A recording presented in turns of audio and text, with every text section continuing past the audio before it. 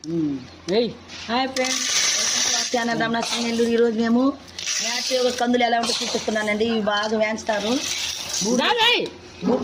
ఇందే మేము ఆడ మర్చిపోతున్నాను. గూడు చేసి ఇలా మా వదిన ఎంచుతుంది. గూడు చేసి మా వదిన ఇలా ఎంచుతుందండి. బాగా దోరగా ఎంచుకోవాలి. అప్పుడు టేస్ట్ వస్తుంది.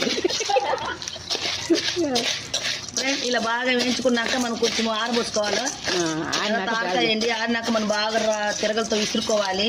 ఇలా చేసుకున్నాం అనుకో బాగా చాలా టేస్ట్గా ఉంటుందండి. మనం షాప్లో కొనుక్కున్న పప్పు పెద్ద ఇది అప్పుడప్పుడు ఇలా బూడిది కూడా చల్లుతుండాలండి. ఇలా అలా చల్లుకుంటే చాలా టేస్ట్గా ఉంటాయండి. మనం మళ్ళీ పప్పు చేస్తే వాష్ చేసుకుంటాం కదా, ఏం ఇబ్బంది ఏమి ఉండదండి. మీరు మళ్ళీ ఇంత బూడి చేసింది అనుకుంటారేమో, అలా ఏం లేదు.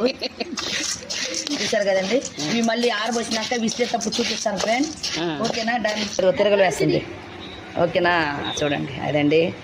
ఇవన్నీ మనకు విలేజ్లోనే జరుగుతాయండి. ఇలానే మనకి సిటీలలో టౌన్లో ఉండవు.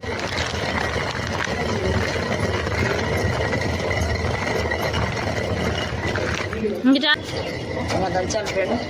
మీకు ఇలా రోల్ ఉంటే ఇలా దంచుకోండి ఫ్రెండ్స్, బాగుంటుంది. పొట్టు పోద్ది. తర్వాత మనము చేపలు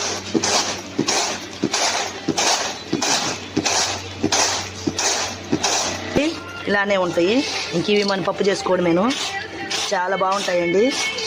మీరు ఎప్పుడైనా ఇట్లా విలేజ్కి వెళ్ళినప్పుడు పేరెంట్స్ దగ్గరికి ఇలా చేసుకొని తెచ్చుకోండి, చాలా బాగుంటాయి. ఓకేనా అండి? ఈ వీడియో మీకు నచ్చితే లైక్ చేయండి, షేర్ చేయండి, సబ్స్క్రైబ్ చేసుకోండి. నెక్స్ట్ నేను పప్పు చేసి ప్రాసెస్ పెడతాను. ఓకేనా? డన్. చూస్తారు కదండి. పప్పు మనం చెరుక్కున్నాక ఇలా తెచ్చుకొని కుక్కర్లో వేసుకోవాలండి. కుక్కర్లో ఉప్పు, కారం, పసుపు, టమాటాలు, జీలకర్ర ఎన్ని వేసి ఉడకబెట్టుకోవాలండి. బాగా రేముకున్నాక అలా పులుసు పోసుకోవాలి. పులుసు పోసుకున్న తర్వాత మనం పోపు పెట్టుకోవాలండి. సింపుల్ అండి, చాలా టేస్ట్గా ఉంటుంది అసలు పప్పు. మనం ఈరోజు చేసుకున్నాక నెక్స్ట్ రోజు కూడా చాలా కమ్మగా ఉంటుందండి.